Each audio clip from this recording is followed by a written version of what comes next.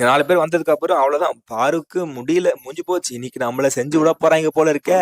இதுக்கப்புறம் என்ன பேசினாலும் பாரு எனக்கு தெரியும். நான் 24/7ல பார்த்தேன். பாரு நீ சீன் போடாத. நான் 24/7ல பார்த்தேன்னு சொல்லுவாங்கங்கிற ஒரு மைண்ட் வாய்ஸ் உள்ள ஓடிட்டு இருக்கு.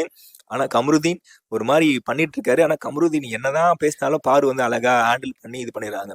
பாருவின் 2 கையாட்டி பொம்மைகளா தான் திவாகரன், காமு இருக்காங்க. ஆனா பாரு ஃபேன்ஸ் பாவண்டா நீங்க. இவ்வளவுதான் முட்டு கொடுத்து என்ன பண்ணாலும் எதனா ஒண்ணு பண்ணி உங்களோட முட்டெல்லாம் உடைச்சு விட்டுறாங்க.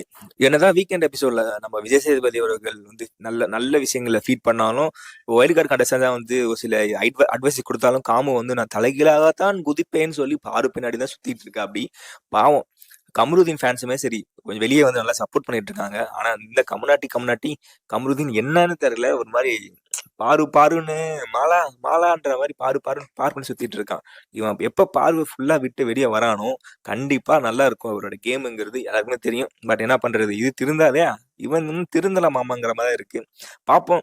வைல்ட் கார்டு கண்டஸ்டன்ஸ் எல்லாம் வந்து உள்ள வந்து வைல்டா போயிருக்காங்க. என்ன பண்றாங்கிறத வந்து நம்ம அடுத்த வீக்ல பார்ப்போம்.